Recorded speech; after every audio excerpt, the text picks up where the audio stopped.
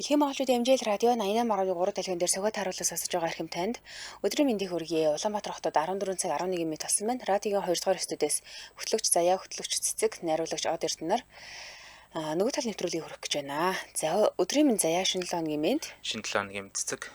Баярлалаа. Нэвтрүүлгийн хамтран ажиллагчаар Ара комплекс аялал хамтран ажиллана. За мөн Духтай наадам бэлэг урамшуулалттай худалдаа эхлэлийг суурайтаагаар BSB Office Mebel хамтран ажиллана. За өнөөдөр чинь даваа гараг тий? Даваа гараг сансар окторгуй одоо ярьдаг. За бид нар ер нь NASA Роскосмос гэж ирэл одоо гадны сансрын хөтөлбөрүүд, гадны сансрын нисгэгч сансар окторгуун талаар бол маш их ярьсан. Бүтэн жил ярьчлаа тий. Тэгвэл одоо бидний дунд яг жинхэнэ сансарт нисээд үтцсэн сансрын нисгэгч Баатар хүн байдгаа. Бүгд нэрийг мэддэг.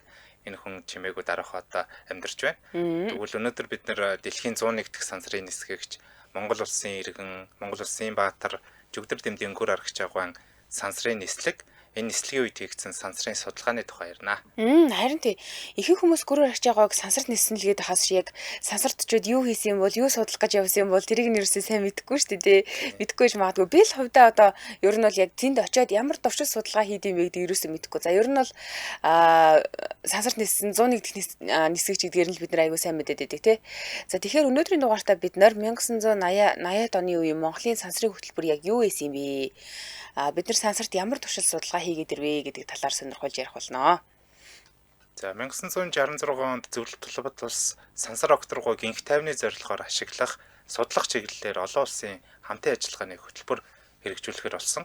Тэгээд энэ хөтөлбөрөө бол Интеркосмос гэж нэрлсэн байдаг. Интеркосмос гэдэг нь бол олон улсын сансар гэсэн утгатай үг.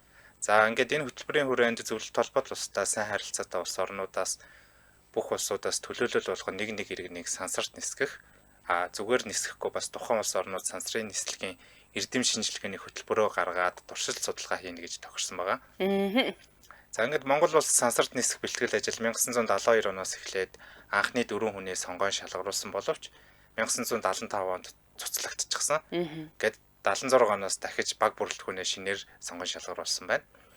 Яг үүнтэй зэрэгцээд Монгол улсын шинжилгээ ухааны актын нислэгийн эрдэм шинжилгээ туршилт судалгааны хөтөлбөрийг дангаараа гаргаж төлөвлөж эхэлсэн.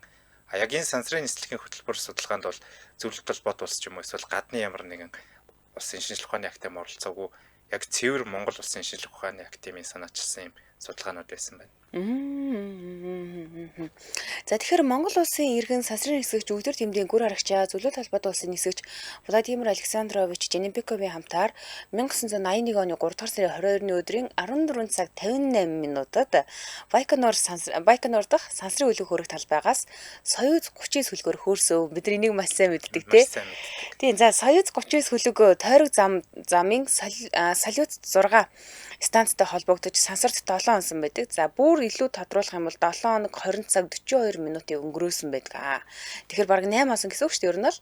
Тэгээ 8 өдрийн туршид дэлхийг нийтдээ 124 удаа тойрсон байдаг. За энэ 124 удаа тойроход ер нь энэ 8 хоногийн хугацаанд яг юу болсон юм бэ? Тэнд юу хийсэн юм бэ гэдэг талаар ярина.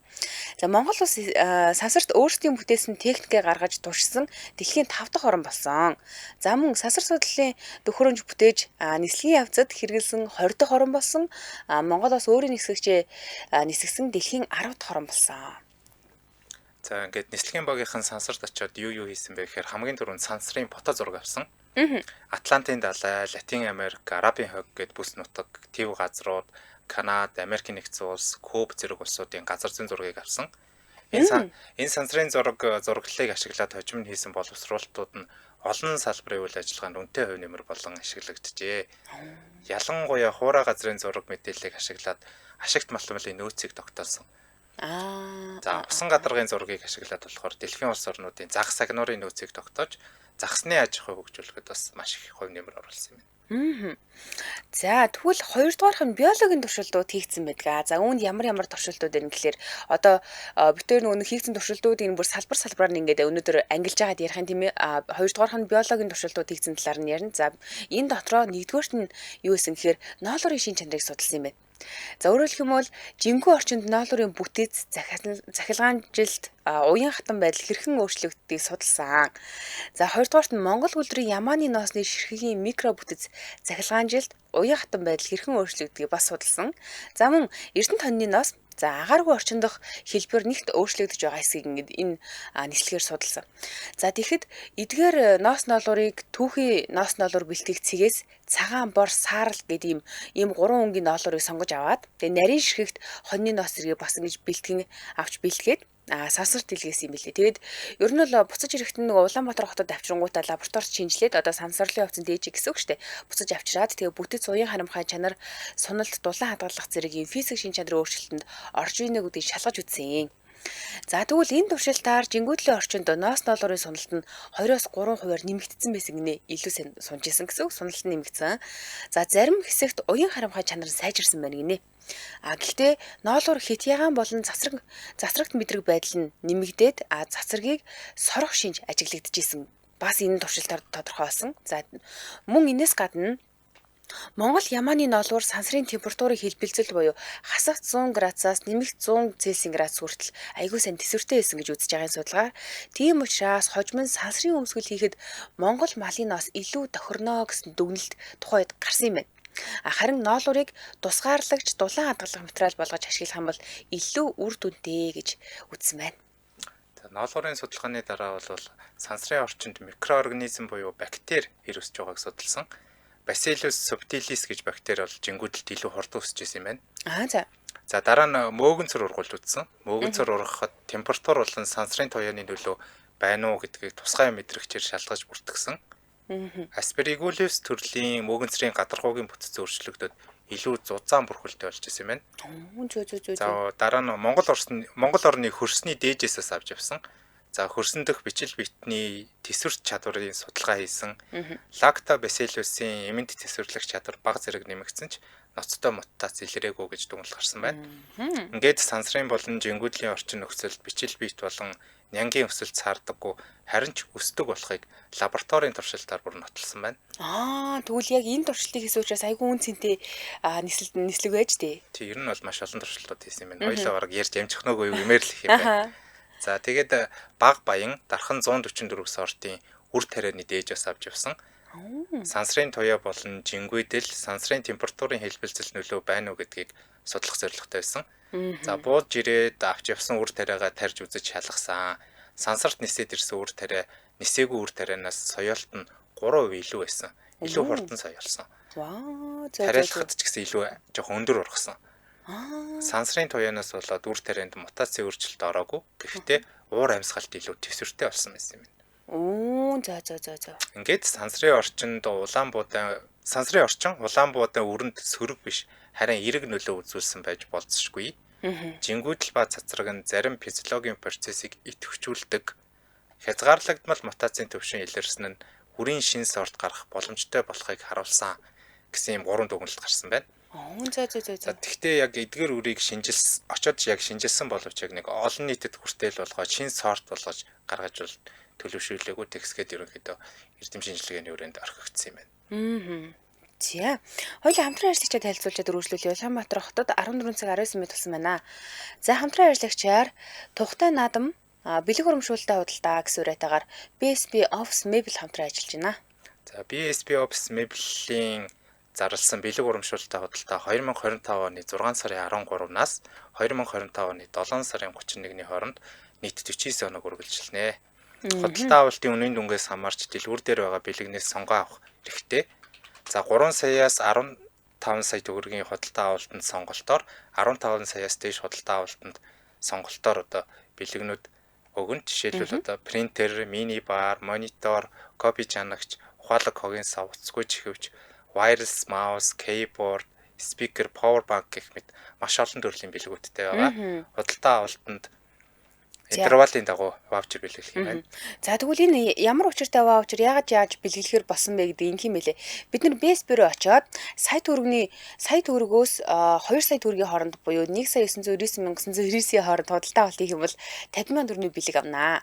За 2 саяас 4 саяын хооронд худалдаа авалт хийх юм бол 100,000, 4 саяас 8 саяын хооронд худалдаа авалт хийх юм бол 200,000, за 800-аас 14 сая төгрөгийн худалдаа авалт хийх юм бол 400,000, 14-өөс 20 сая хүртэлх худалдаа авалт нь 600,000, 20 саяас дээш үнийн дүнтэй худалдаа авалт хийх юм бол сая төгрөгийн бэлгийг авнаа гэсэн үг. Ерөөсөө өөртөө хэрэгтэй зүйлээ худалдаж авангуудаа дахиад сая төгрөгийн бэлэг нэмээд авчна гэсэн үг шүү дээ. Тэгээд ингэм байлээ. 10 саяас дээш худалдаа авалтанд 9 ширхэг нүднээс дурын 3 нүдийг сонгож хэвсний эрхийн бичиг хожих боломжтой юм тоглоом бас тоглож болно. За худалдаа авч 3 бэлэгтэй нүдийг амжилттай олж чадах юм бол 500,000 төгрөгийн хэвсний эрхийн бичиг, 2 бэлэгтэй нүдийг олж чадах юм бол 200,000 төгрөгийн эрхийн бичиг, за мөн нэг бэлэгтэй нүд эсвэл нүд олоогүй тохиолдолд эрхийн бичиг хожихгүй гэсэн байна. За мөн үнийн дүнгийн бэлэг болон тоглоом 7 дугаар сарын 9-ний дуустал үргэлжлэнэ гэсэн байна. Одоо яг баяр наадам эхлэхийн өмнөхөн дуусна гэсэн үг шүү дээ. Тэгээд 7 дугаар сарын 31-ний дуустал ваучертай худалдаанд бол үргэлжлэнэ гэсэн үг. За салбарын хувьд болохоор 19 сар хороол автобусны буудлын урталд BSB Mega Mall эхлэлгүүрийн 8 давхар 2 дугаар салбар нь нарны зам дагуу BSB Office меблийн дэлгүүр, за 3 дугаар салбар нь Michelle Expo D13 E25 дугаар павильон, харин орон нутагт бол Дархан, Эрдэнэт, Өмнө говьд тус салбарууд нь ажиллаж байгаа. За илүү дэлгэрэнгүй мэдээллийг 77 22 Тэг 272 86 63 25 24 гэсэн дугааруудаас авах боломжтой. BSB цэгийн минь гэсэн вебсайтад хандаарай. Эсвэл Facebook-ээс BSB Office Mebel гэх юм аль бие усны хуудсан гараад ирэх нэ. Тэндээс бид нар хямдрал урамшууллын талаар илүү гоё дэлгэрэнгүй мэдээлэлтэй танилцуулж болно. Манай нэвтрүүлэгтээ тухтай наадам бэлэг урамшуулалттай худалдаа гэсэн урайтаагаар BSB Office Mebel хамтран ажиллаа. Баярлалаа. За цаашаа үргэлжлүүлээ. Гүр аргач байгаа бид нар сансарт нисэн л гэж бодоод байдаг. Очоод яг ямар туршид судалгаа хийсэн юм бэ? Дэлхийг 124 удаа тойрсон гэдэг байгаа тий. Энэ хугацаанд юу болсон талаар нь бид нар дэлгэрүүлж ярьж байгаа. За дараагийнх нь арц тараг айрыг борц авч явсан. За бид нар маш сайн мэддэг шүү дээ. Цэцэргэн авч явсныг сайн мэддэг, борц авч явсныг сайн мэддэг. За энэс гадна арц тараг айрыг бас авч явсан байт юм байна. Жингүүдлийн орчин нөхцөлд арц тараг айрыг зэрэг юм сүм бүтээгдэхүүний лактобацил хэмээх сүм хүчлийн бактери сансрын нөхцөлд хэрхэн хадгалагдах, шим тэжээлээ алдах хэсэг замун эслийн процессыг судалсан байна. За тэгсэн чинь ингэнэ. Цэвэр сүүний хатаамал бүтцтэй ааруул жингүүдэлд эвдэрч бутраагүй буюу бүтцээ алдаагүй. Ам түнэр уургийн агуулмж нь яг сайхан хэвэн байсан. Сайн хадгалагдсан. Тэгэд жихэрлэг нь хэвэн, гадаргуу нь гүлгэр болсон байсан гинэ. Одоо бидний хард мэддэг аруулаас илүү гүлгэр болсон байсан. Яагаад гэхээр энэ жингүүлийн улмаас ааруулны хоорондох үрэлтэн арилаад механик үрэлт багаснаас болоод ийм болсон гэж үздэг юм байна. За ингээд ааруул нь сасаад хамгийн тохиромжтой уламжлалт хүнсний нэг гэж үнэлэгдсэн энэ туршилтаар. За дараагийн нэг зүйл бол айраг гэсэн шүү дээ тий. Айрагны өнгө үнэр хэврээсэн. Харин нөгөө pH нэмэгдсэн билээ.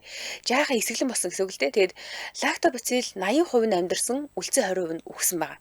Айраг бол нөгөө угаасаа ийм органик эсэлтэг бүтээгдэхүүн шүү дээ тийм ээ. Ийм учраас удаан хугацааны хадгалтанд хязгаартай байдаг. За гэхдээ бичил биетнүүдийн төсвөржилт сайн байсан гэсэн ийм дүгнэлт гарсан байна. За энэс гадна Монголын уламжлалт хатаасан хүнсний хадгалтын чадварын үзүүлэлтийг туршсан. За энд нь яг юу байна гэхээр борц байгаа тэгээ хатаасан цэцэрхэн жимсийг туршсан байгаа. За тэгвэл борцны хувьд болохоор ингэсэн байгаа. Уургийн нягт ялимгүй өөрчлөгдсөн. Харин үнэр амт нь анхны хэлбэр ерөөсөө алдаагүй хөргөвчгүй нөхцөлд шинж чанараа удаан хадгалаад байгаад байсан. Бид нэр одоо өвлийн үйлрэлд борцол их хийддэг шүү дээ. Зуны үйлрэлд. За мөн ааруул борц зэрэг уламжлалт хатаасан хүнс нь жингүүдэлд тэсвэртэй амт хүнэр тэжээлэг чанар зэрэг юм шин чанараа удаан хадгалдаг. За ер нь цаашид сансрын хүнсэнд ашиглах боломжтой гэж энэ туршилтаар үзсэн байна. Монголын уламжлалт хүнсийг бол сансартал хэрэглэхэд асуудалгүй юм байна. Ямар ч асуудал алга шүү дээ. За дараагийн хийсэн судалгаа бол физик химийн туршилтууд хийсэн. Сансарт жижиг лабораторийн зууханд хар болон цагаан дугуулга хайлуулж үзээд эргүүлж хөргсөн. Жингүүдлийн орчинд эргэж талцсан металлыг бууж ирснийхээ дараа цахилгаан микроскопоор ажиглаж шинжилсэн. За туршилтын үр дүнд металл илүү цэвэрсэн байсан. Гадны бохирдол нь хаягдаад хайш илүү жигд талсчиж байсан. Энэ туршилт нь сансрын орчинд анхны Орос биш мэрэгжилтний хийсэн металлургийн туршилт гэдгээр онцлог. Урд нь дандаа Оросууд хийжсэн бол хамгийн анхны гадаад хүн бас Монгол хүн болсон байна шүү дээ. Тийм ээ. За дараагийн хийсэн шинжилгээ туршилт бол шилэн материалын бүтцийн өөрчлөлтийг судалсан. За ингэхдээ боросиликат буюу энгийн шил, фосфат, шилэн хайш буюу оптик болон дулаан дамжуулалт сайтай шил, холцтой шилэн усмал зэргийг жижиг хэмжээний гэрлээр шарж хайлуулах капсулт хийж халаасны дараа хөргөж дээжийг дэлхий дээр буцаж ирсний дараа шинжилсэн. За сансарт хөргөөд гаргаж авсан шилэн материал нь нэг төрлийн бүтцтэй оптик чанар сайтай болох нь тодорхой болсон. Энэ нь жингүүдлийн нөхцөлд шилний молекулууд ижил хурдтай, жигд хуваарлагдагтай холбоотой байна. За энэс гадна дараа нь ямар туршилт хийсэн гэхээр Хинтээ аймгийн нутгаас олборлсон цезий. За дархан сэлэнгийн бүсээс олборлсон лантан зэрэг юм газрын ховор элементийн орц сорьцны дээжийг хийсэн юм байна. За байгаль дээр нь элбэг байдаг хөдрийн божмол буюу неодим, за гадолины оксид мөн ураны эсэл авч явсан юм байна л да. Тэгээд газрын ховор элементийн сорьц дээж бас авч явсан тэдгээрийн физик шин чанарыг өөрчлөлтийг нь хэмжиж үзсэн. За энэс гадна тал тургуулж бас үзсэн юм байна. Жингүүдлийн орчинд татах хүч байхгүй шүү дээ тий. Тэгэхээр талт материал хамгийн зөв хэлбэртэй ургадаг гэж үздэг. За Монголоос авч явсан эрдэнийн чулуу зэргээс сансрын орчинд талт ургахыг ажигласан юм байна. За энэс гадна дараагийнх нь бол Монгол орны янз бүрийн нутгаас авч явсан хөрсний дээж шороогоо шинжиж судалж үзсэн. За тухайлах юм бол Говьлтай Баянгар аймгийн Элсэнцэр бүтцтэй дээжийг, за сэлэнг булганы ургамлын органик бордоо өндөртэй хар хүрэн хөрсийг, Дорнод Хинтээ аймгийн Борооны усмал ихтэй хээрийн шаварлаг хөрсийг, Дархан хотын ойролцоо хүнд металл хүчлэлэг бодисын уулмөр ихтэй аж үйлдвэрийн бүсийн хөрсийг гих мэтчлэн газраас ирсэн баахан дээжнүүдийг аваа явсан байна. За ингээд жингүүдлийн орчинд шаварлаг хөрсний ус чийгшиж чадварыг өөрчлөлтийг хэмжсэн. За харин буцаж ирснийхаа дараагаар бол шинжилгээ ухааны академи хөрсний дээжинд нэрэвчсэн шинжилгээ хийсэн байна. За тэгвэл шинжилгээгээд яг ямар үр дүн гарсан гэхээр ингэж байна. За зарим шаварлаг хөрсөнд талт үүсэл нэмэгдсэн гинэ. Тэгээд бичил ан цав нь багассан байна. Ургамлын гаралтай органик бодисууд нь эсэлдэж багассан байна. За мөн кальц, магний, төмрийн ионуудын тархал нь жигдэрсэн байсан гинэ. За энэс гадна аж үйлдвэрийн бүсийн хөрсөнд цацрагийн нөлөөгөөр хөнгөн изотоп нэмэгдсэн уулмөр илэрсэн байна. Энэ бол айгүй чухал юм байлээ. За ингээд Монгол орны хөрсөн сансрын хатуу ширүү нөхцөлд өөрөөр хариу үзүүлдэг болохыг тогтоосон байгаа. Ирээдүйд ангараг болон саран дээр хөрсний боловсруулалт нөхөн сэргээлт хийхэд харьцуулах юм суурь өгөгдөлтэй болсон гэж бүр 1983 онд ийм дүгнэлт гарч исэн байна. Айгүй чухал ийм туршилт олж исэн. За 15 дугаарт нь бол сансрын хүйтэн температурын нөлөөгөөр алюу материалд үүсэх жижиг цуврал микроан цавын судалгааг бас хийсэн байдаг юм байна. Одоогийн байдлаар живтэр 15 туршилтыг ингээ ярьчлаа тийм ээ. Маш олон туршилт хийсэн байна. Зарим нь бол баг сайн ойлгохгүй л байна. Харин тийм. Илүү нөгөө сайн дэлгэрүүлж яг яасан хийсэн гэдгийг сайн одоо жишээлбэл энэ чинь бүр нөгөө мэрэгжлийн юмнууд айгүйх явж штэ тий. Хойлол юмрчсэн танилцуулаад явж байна. Яг өөрийнх нь орсон нөгөө 100 эрхэм нэвтрүүлэг штэ. Тэрийгээр бол аавынхаа хөөргийг ээжийнхээ өгсөн 10 төгрөгтэй авч явсан гэдэг нь айгүй тод төлсөн байна. Маш их юм авч явсан юм билээ штэ санхал бол. Одоо л харин нөгөө тухайн үед л нөгөө айгүй их юм авч явдаг болсон байна. Одоо бол нөгөө шинжилгээ ухаан хөгжсөн юм чинь болохгүй, тийм чинь болохгүй гэл айгүй хоригдтив шиг л штэ тий. За дараа нь газар зүй гэрэл зураг ашиглан объектын хэлбэр хэмжээ, байрлал, координат тогтоох болон дэлхийн ажиглалт хийх тусгай даалгавартай байсан.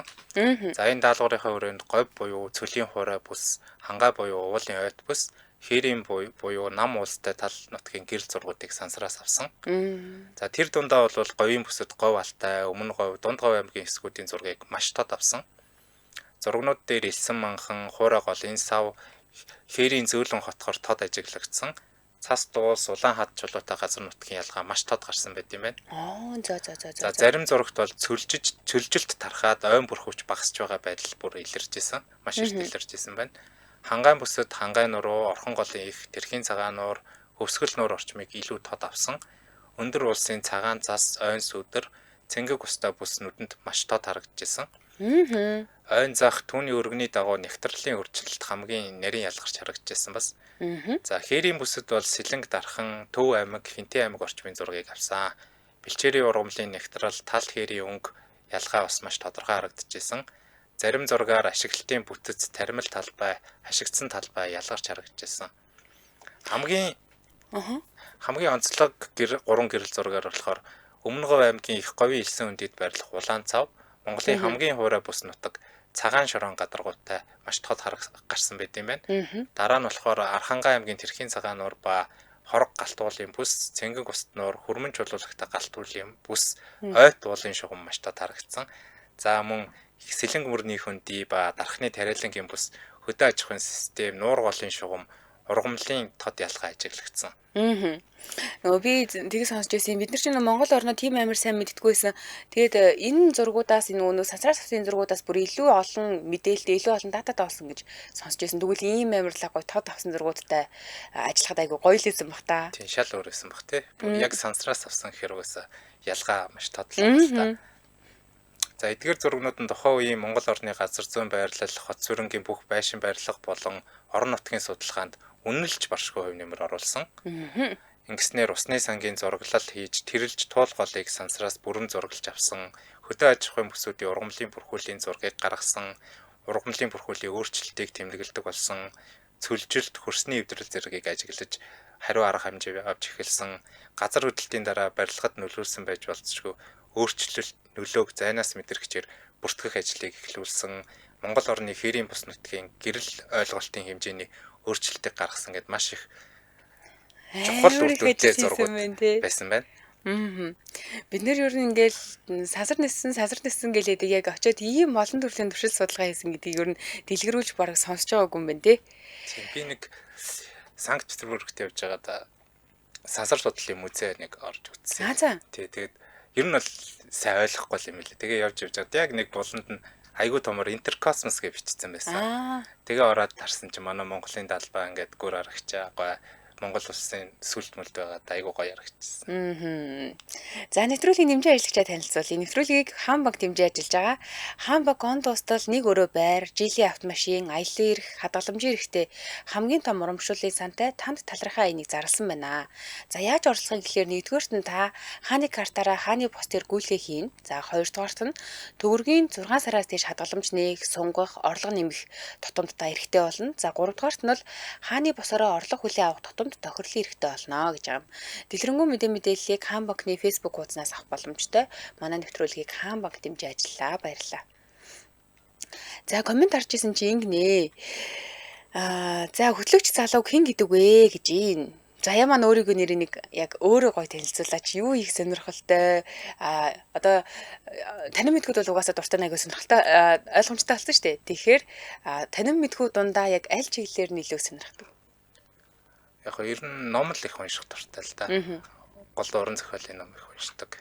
Тэгвэл уран зохиолын номнуудаас чи хамгийн их одоо чиний нэг юм за энэ л миний ер нь бүх цаг үеийн одоо нэр уншихад айгүй таатай байсан ном гэд байдаг шүү дээ. Тэр ном чи ямар ном? Ер нь маш их л ном байгаа л да. Тэгээ хамгийн түрүүнд Чехийн өгүүлбэрүүд их гоё санагддаг. Ер нь нэг ном уншия гэж бодож байгаа ч юм уу, номонд дуртай болъё гэж бодож байгаа хүмүүсийн хувьд Чехоор эхлүүл их зүгээр санагддаг. Яг тэгэхээр дандаа богино өгүүлбэрүүд байдаг. Тийм болохоор нэг нуршаад авахгүй, уйдгартай санагдахгүй. Эхний ээлжинд ингээд айгуу гоё дадлага болчих واخ. Тэгээд тэндээсээ урт романууд руу ч юм ороход илүү гоё байх болов уу гэж боддог. Сонирхолтой. За манай хөтлөгчийг Заяа гэдэг байгаа. Ийм шинэ хөтлөгчтэй болж байгаа. Мөөгийнх төр хугацаанд чөлөө аваад төвд рүү явсан. За тэгээд мөөгийнх эх 7 хоногоос ажилдаа орох. Тэр бол Заяа өтөр нөгөө тал нэвтрүүлгийг хүргэх юм аа. Нэрээ хөтлөгч биш шүү. Тэг хөтлөгч зохиолч тийм манай зохиолчор орж байгаа. Мөөгийнхыг байхгүй төр сууж байгаа. Өдөрт хэдэн төрлийн зохиолч хийж байгаа вэ? Хэдэн нэвтрүүлгийн зохиол хийж байгаа вэ? Өдөрт ер нь нэг 3-4 нэвтрүүлгийн зохиол хийж байгаа. Амжуул дөрөв хийж байгаа. Амжихгүй л ер нь 3-ыг ямарч ясан бичээлээ. Бичээд байгаа. Тэгээ одоо яг эфирээр шууд явж байгаа бол сонсдог урлаг нэвтрүүлэг миний зохиолоор явж байгаа бичсэн. Одоо орчуулсан бэлдсэн юмар. За дөрвөн зүгийн шоугийн нэвтрүүлэг бас явж байгаа. Тэгээд дараачих нь бол дараа жил явах юм надаа нөхцөлөд явж байгаа. Хөөе. Одоо ингээд нөгөө зохиол бичиж яхад аль нэвтрүүлгийн чамд илүү өөртөж байгаа сонирхолтой байна? Яг хоо сонсдог урлаг бол яг дуу хөгжим тал дээр болохоор нөгөө дуугаа сонсоод түүхийн ингээд өөрөө уншаа явахаар дуутаагаа цуг орж ирээд айгуу гоё. Тий. Дөрвөн зүгийн шоугийн ч гэсэн бас нэг сонирхолтой мэдээлэлүүд байдаг болохоор зарим нь болохоор айгуу гоё орж ирээ. Зарим нь болохоор үнэхээр ойлгохгүй ч гэсэн за яаж хийж байгаа л орчуулна да гэж айгуу их судалгаа шаарддаг. Харин тийм аа эхэндээ айгуух нөгөө суух хэрэгтэй болт. Ер нь бол яг ингээд зохиолч нь нэвтрүүлгээр ингээд хин нэгний талаар ч юм уу ямар нэгний талаар ярих гэж бол айгуух судлах шаардлага цаг л айгуух шаардлагатай болт юм лээ. Анх бас гайгүй байх гэж бодсон. Чи яг цагаад болохоор бас үнэхээр чанга юм байна. За, цаашаа үргэлжлүүлье. За, ер нь бол битээр яг ямар туршилтууд хийгдсэн, ямар салбарт ямар туршилтууд хийгдсэн гэдгийг танилцуулаад явж байгаа. Одоо жишээлбэл биологийн талаас ийм туршилт хийгдсэн байна, газар зүйн талаас ийм туршилт хийгдсэн байна гэд. За, тэгвэл дөрөвдүгээрх нь соёл бичиг хил зүйн туршилтууд хийгдсэн байдаг. За, энд яг юу болсон бэ гэдэг талаар нь ярья. За, Улаанбаатарын цаасны үйлдвэрт үйлдвэрсэн стандарт цагаан өнгөтэй бичгийн цаас жингүүтлийн орчинд яг хэрхэн хөдөлж ийн вэ гэдгийг дурчсан. За, ийм судалгаа хийсэн байт юм. Ингэж судлахдаа яг яасан гэхээр агааргүй орчинд нисэлтийн хэлбэр, мөрөөлөх, эргэх хөдөлгөөн, статик болон динамик цахилгаанжилтын хариу үйлдэл, цаасны механик уян харамхай байдал хэрхэн өөрчлөгдөж байгааг ажигласан байт юм. Тэгээд жингүүтэлд гар ба цаас хоорондоо цахилгаан таталт илэрсэн гинэ. Тэгээ цаас дахин гарлуу татагдах үзэгдэл гарсан гэж байна. За мөн сансрын хит хурай агааргүй орчинд цаасны ширхэг ийм хатуу тэгээд ийм илүү хүсгэр ийм шин чанар ажиглагдаад байсан гинэ. За дараагийнх нь болохоор Монголын ном. Ер нь бол Монголоос хэд хэдэн номнууд авч явсан байт юм лээ. Тэгээд сансрын орчинд хэлбэрээ хадгалах хэсэг судалгаа хийсэн. Айгу сонирхолтой шүү дээ. Эндээс ном аваад явсан чи ер нь бол хэлбэр нь өөрчлөгдөж гинөө, тэн дээр байгаа бичгүүд нь яг яаж ийн баларч арилж гинөө, эсвэл илүү бүр тодорж гинөө гэдэг ч юм уу те жингүүдлийн орчинд яг яаж өөрчлөгдөж гин гэдэг чи айгу чухал. За тэгэхээр энэ судалгаанд ингэсэн бэлээ. 18-аас 19-р зууны үеийн бичгийн аргаар хуулбарлсан будгийн битээ гар бичмээ судар авч явсан. За мөн төвд бичигтээ байгалийн нүүрсэн дээр суурилсан бичгийн цаас буюу хар балангар цаас авч явсан.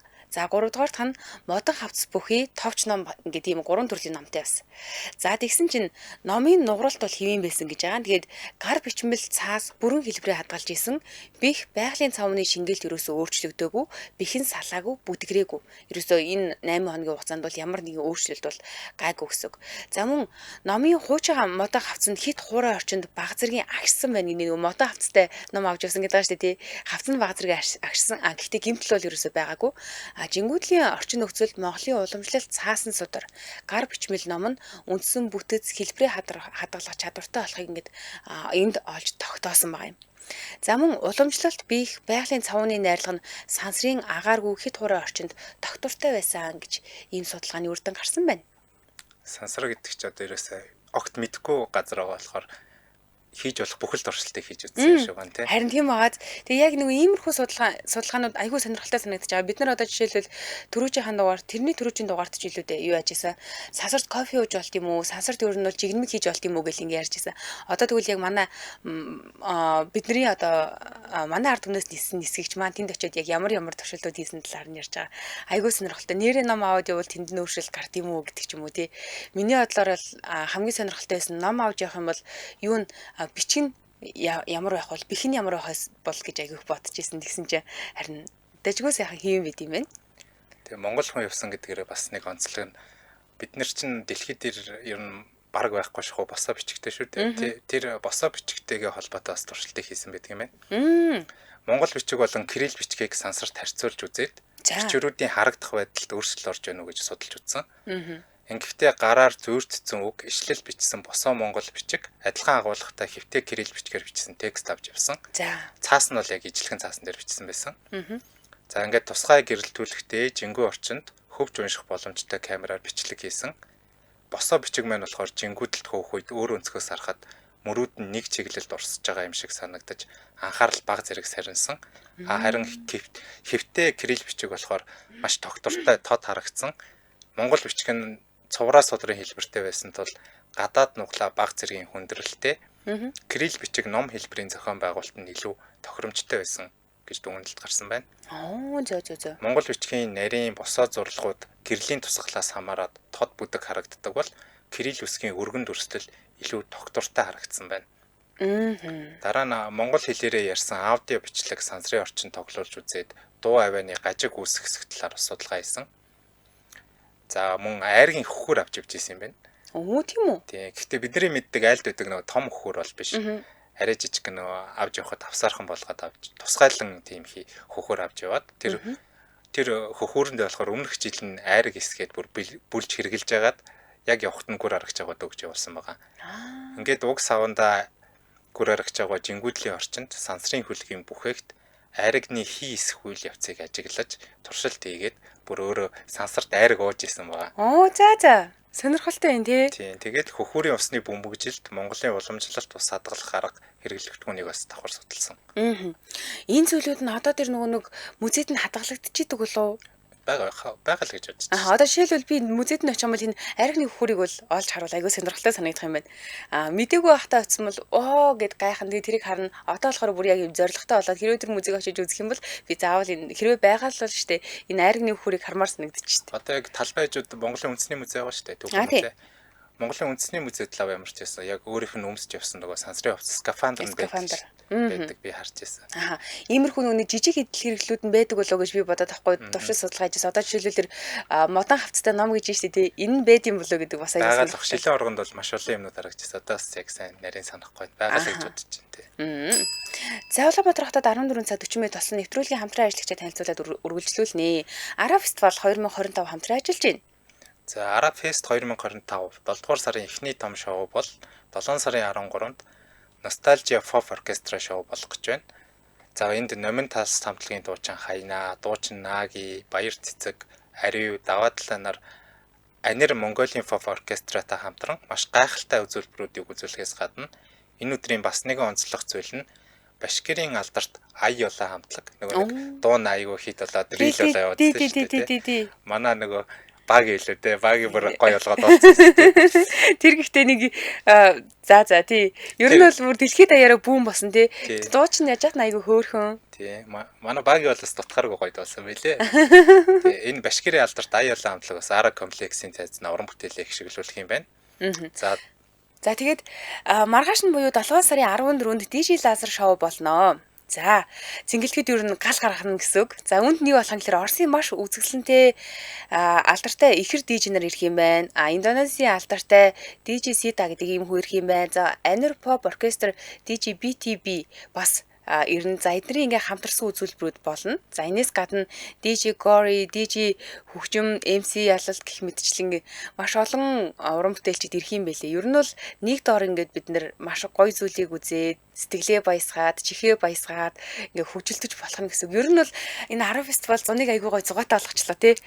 Тэгээд ер нь заавал Ара фестивал явах нэг листэндээ заавал нэмэхэр болчиход байна тий. Харин 7 дугаар сарын 17-нд эхнэр найз өхөн ээжтэй эгчтэй хайртай хэн бүхэн зорио ирэх Glamorous Show гэдэг ийм шоу болох юм байна. За энэ шоу яах гэхээр Солонгосын алдартай DJ Mew ирнэ. За Монголын сор шигтгэе болсон бүсгүүчүүдийн хамтлагууд уран бүтээлийг эхшүүлэх юм байна. За энд нь жишээлбэл Emotion, Spy, Kiwi, Gala, Honeymoon, Desire, Wasabi гэх мэтчлэн ийм хамтлагууд ирнэ. Тэгээд DJ Асуурыг бас ирэх юм билээ. Ийм амар гоё зүйл болох гэж байна. Тэгээд Ара фестивал одоо яг жил болгон уламжлал болоод тогтчлоо шүү дээ тийм. Тэг ер нь бол очиход нөгөө нэг жил ирэх тусмал туршлагажаад байгаа учраас илүү гоё очиход тухтай таатай болж ил. Одоо жишээлбэл давуу талуудаас нь дурдж өгье л да. Юу яасан бэлээ очиход нөгөө нэг юм майхан барьж отоглох газрыг жишээлбэл шийдсэн. За тэгээ хүүхдүүдийн тоглох талбайд тустай, томчуудын тоглох талбайд тустай гэдэг ч юм уу тий. Маш олон юм гэр бүлэрээ аялахад тухтай байдлыг бүрдүүлсэн мэлээ. Тэгээ Монголын аялал жуулчлалын цааш энэ брэнд болчлоо тий. Яг үнэ.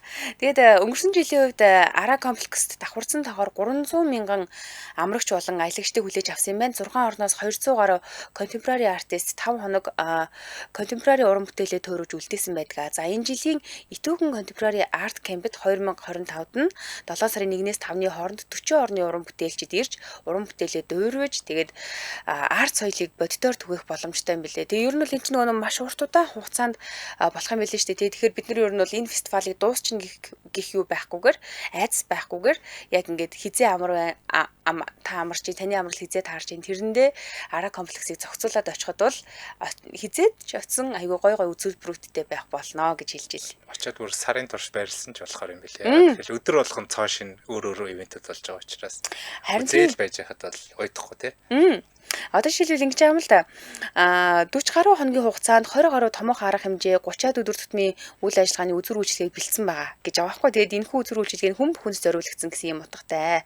За тэгэхээр бид нар илүү дэлгэрэнгүй мэдээллийг хаанаас авах уу гэхээр Ара комплекс, Ара фестивал 2025 гэсэн Facebook хуудас байгаа маань эндээс авах боломжтой. Утас нь бол 8084 33 25 96 30 тэгс TikTok гэсэн дугааруудаас авах боломжтой байна. Энэ жилийн үед би нөгөө нэг одоо ингээд ажлаа хүлээлгэж өгөөд тэгээд амралт маань ингээ үргэлжлээ цаашаа явж байгаа шүү дээ. Тийм учраас явж үзэх боломжтой болж байгаа. Өмнөх жилүүдэд болохоор буцаад нөгөө ажилдаа орчдөг учраас явж үзэх боломж байхгүй. Ер нь бол амралтын нэг 20 хоногт айгүй шахуу хуваартай явж исэн. Энэ жилийн үед бол бүр үнэхээр гоё. Жаргана. Тэгээ Арангач нь миний төрс нутаг шүү дээ. Тэнд очих юм бол би хамаатан саднуудтайгаа уулзсан, хат өндөртойгоо уулзсан. Тэгээ дээрэс нь ийм гоё өөдшиг үзүүлбэрүүдтэй байгаа. Ара комплекст ийм гоё үйл ажиллагаа зохион байгуулж байгаад баярлалаа. Бүгдээрээ Арангаа явцгаая. Сайхан аялцгаая. За баярлалаа. Ара фестивал 2025 хамтран ажиллаа. За цаашаа үргэлжлүүлье. Сансарт ямар судалгаа хийсэн талаар. За сая дөрөвдүгээрх нь бол соёл бичиг талаас, хэл талаас ямар судалгаа хийсэн талаар ярьсан. За тэгвэл одоо 5 дугаарх нь бие махбодын нөлөөллийн талаар ярилцъя. Ер нь гүр архиж байгаа өөрийн бие дээр хийсэн туршилтуудыг одоо танилцуулах чинь гэсэн үг.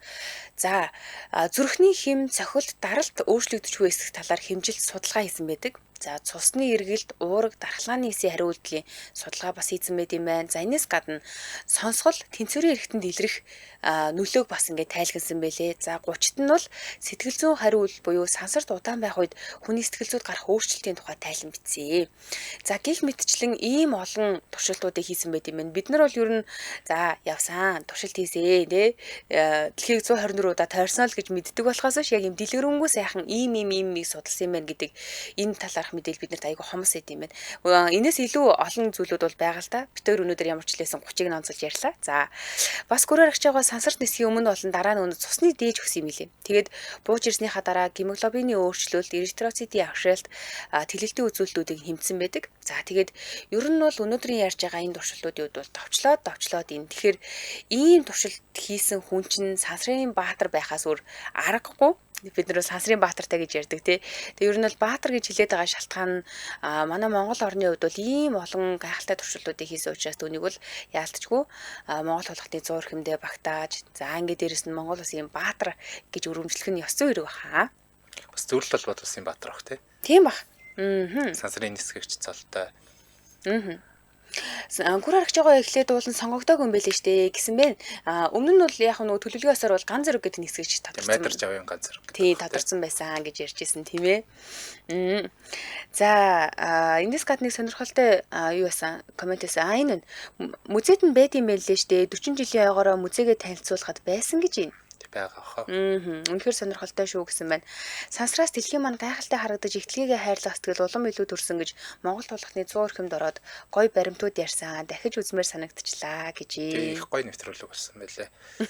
Өөрөө бас зүрхний холбоотой дэлхий гэдэг нэг ном бичсэн байт. Гүр аргаж байгаа. Тэр номыг бас уншиж ирсэн. Одоо мартчихжээ одоо олон номонд.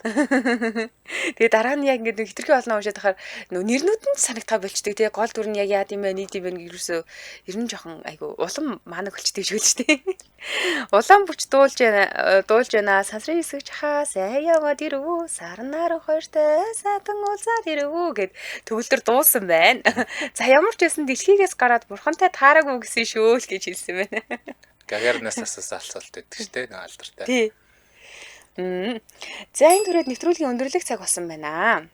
Манай нэвтрүүлэгтээ Ара фестивал, Ара фест 2025 хамтран ажилласан баярлалаа. За мөн Тухтай наадам бэлэг урамшуулалттай худалдаа BSB Office Mebel хамтран ажилласан баярлалаа. Сонсогчдоо өргөжлүүлээд 15 цагаас радио митиг өглөө 5 сараа 15 цаг 10 минутаас элдв шипийн нэвтрүүлгээр хэдүүлээ эргээд болцъя. Баярлалаа заяа. Баярлалаа цэцэг.